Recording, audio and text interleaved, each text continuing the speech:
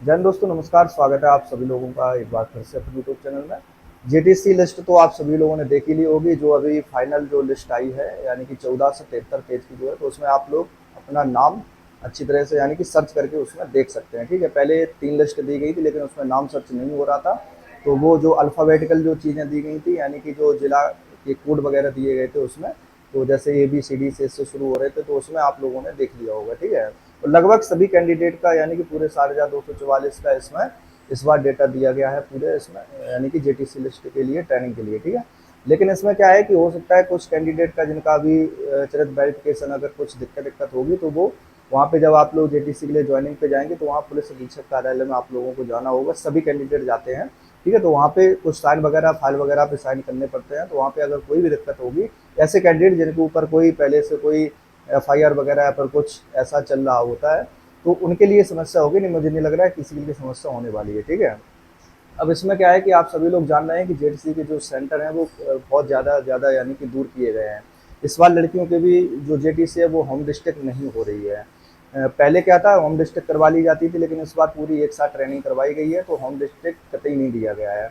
और एक पॉइंट मैं हमेशा आप लोगों को बता रहा हूँ कि क्लियर जरूर कर लेना कि जिस यानी कि जो ये जो JTC के लिए जो आप लोग जा रहे हैं, यही आप लोगों की पहली पोस्टिंग होगी और यहीं पे आपकी RTC होनी है और यहीं पे आप लोगों को पोस्टिंग लेना है। यानी कि जब आपकी ट्रेनिंग हो जाएगी तो यहीं पे आप लोगों की पोस्टिंग हो जाएगी। ठीक है, जो 2-3 पॉइंट है इस वीडियो के माध्यम से मैं क्लियर करने वाला हूँ, जो कि पहला है कि कितने यानी कि जब ट्रेनिंग होगी आप लोगों की, अभी मान लो जैसे 9 महीने 10 महीने की ट्रेनिंग चलेगी, तो उसके कितने दिन बाद आप लोगों को उसी जिले में, सॉरी, कितने दिन तक उसी जिले में आप लोग रह सकते हैं, और क्या आपका अस्थायी नियुक्ति क्या होती है, प्रोविजनल ईयर टाइम क्या होता है, और JTC सेंटर तो मान लो दूर किए ही गए हैं इस बार।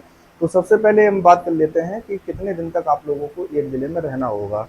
तो देखिए, मैं आप लोगों को बताऊं कि जैसे आप लोगों की ये जो JTC हो रही है, तो इसी जिले में आपकी तो पोस्टिंग होनी ही होनी है, ये तो तय है। ठीक है, अब कितने दिन तक रहना है, उसमें प्रोविजनल ये क्या होता है, अस्थायी नियुक्ति क्या होता है, इस पर आप लोगों को मैं बताना चाहूँगा।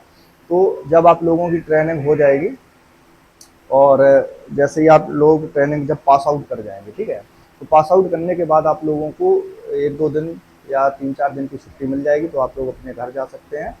और इसके बाद फिर आप लोगों को उसी पुलिस लाइन में, यानी कि जहाँ पे आपकी ट्रेनिंग हो रही है उसी पुलिस लाइन में आप लोगों को फिर से आमद करवा लेनी है आके। कहीं कहीं छोड़ देते हैं छुट्टी के लिए, कहीं कहीं नहीं होता है, तो वहीं से डायरेक्ट आपको पास आउट करने के बाद पुलिस लाइन में या फिर थाने अलॉट कर दिए जाते हैं वहाँ से, यानी कि पुलिस लाइन से एक लिस्ट बन जाती है, तो वहाँ से थाने अलॉटमेंट हो जाता है कि कितने कैंडिडेट को किस थाने पे आप लोगों को भेजना है। वहाँ पे कुछ पुलिस लाइन में भी रोक लिए जाते हैं, तो ये क्यों रोक लिए जाते हैं वो अलग से मैं आप लोगों को बताऊंगा। ठीक है, तो थाना क्या है कि वहाँ पे आप लोगों को अलॉट हो जाएगा और वहाँ से आप लोग थाने बार भेज दिए जाएंगे। ठीक है, यानी कि पहली पोस्टिंग आप लोगों की वहीं होनी है। कितने साल तक रहेगी ये पहली पोस्टिंग, ये आपकी 2 वर्ष तक रहेगी, यानी कि ये अस्थायी रूप से आप लोगों की 2 वर्ष तक नियुक्ति रहने वाली है। ठीक है, ये जब ज्वाइनिंग लेटर आएगा उसमें आप लोग लिखा देखेंगे कि ये जो नियुक्ति होनी है वो पूर्ण रूप से अस्थायी आप लोगों की, जिसका जो टाइम पीरियड है वो 2 साल का होने वाला है। यानी कि अगर इसके बीच में अगर कोई भी दिक्कत समस्या खड़ी होती है तो आपको कभी भी वहाँ से यानी कि निकाला जा सकता है। ठीक है, अब आई बात जिले की कि एक जिले में कितने साल तक आप लोगों को रहना है। ठीक है, देखिए, एक जिले में एक एज अ कांस्टेबल लगभग 5 से 6 या 7 साल तक वहाँ पे बिल्कुल रह सकता है। ठीक है, यानी कि एक जिले में आप लोग रह सकते हैं, लेकिन इससे पहले ट्रांसफर कब ले सकते हैं इस पर मैं बता दूं आपको।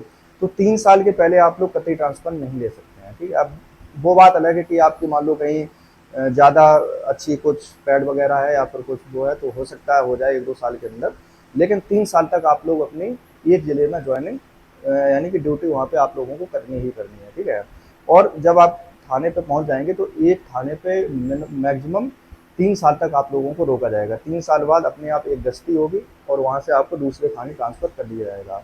जब 3 साल हो जाएंगे तो 3 साल के बाद आप लोग क्या है कि पुलिस अधीक्षक से एक एप्लीकेशन लिखेंगे, और जो रेंज होता है यानी कि उसमें IG साहब ट्रांसफ़र करते हैं, तो IG साहब के लिए एक प्रार्थना पत्र होता है, वो लिखेंगे, कप्तान साहब उसको रिकमेंड करेंगे, तब कहीं जाके आपका रेंज में ट्रांसफ़र होगा। अगर जिला से अगर आप लोग मंडल से बाहर जाना चाहेंगे तो वो स्थापना यानी कि लखनऊ से होता है ट्रांसफ़र। ठीक है, तो 3 साल तक आप लोगों को एक जिले में रहना ही रहना है। ठीक है, यानी कि 3 साल तक जब आप लोगों की ये पोस्टिंग हो जाएगी, जब ट्रेनिंग खत्म हो जाएगी, पास आउट हो जाएंगे आप लोग, तो 3 साल तक आप लोगों को एक जिले में रहना ही रहना है। ठीक है, 3 साल के बाद फिर ये ट्रांसफ़र के आप लोग इधर उधर अपना कर सकते हैं।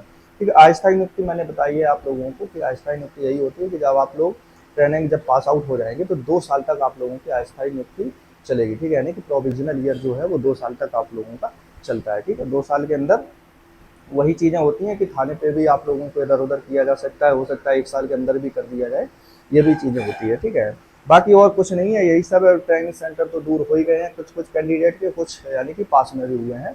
और जो हमारी बहनें हैं, महिला कैंडिडेट हैं, उनके भी ट्रेनिंग सेंटर जहाँ आपकी आरटीसी होनी है, जहाँ जेटीसी होनी है, वहीं पे आपको पोस्टिंग मिलने वाली है, ठीक है। तो अब ये क्या दूर है क्या नहीं है, ये सब चीज़ें आप लोगों को नहीं सोचनी है, क्योंकि अब ये सोचो कि आप हमको एक नौकरी मिल गई है और बढ़िया से आप लोग अपनी अब ट्रेनिंग करने जा रहे हैं।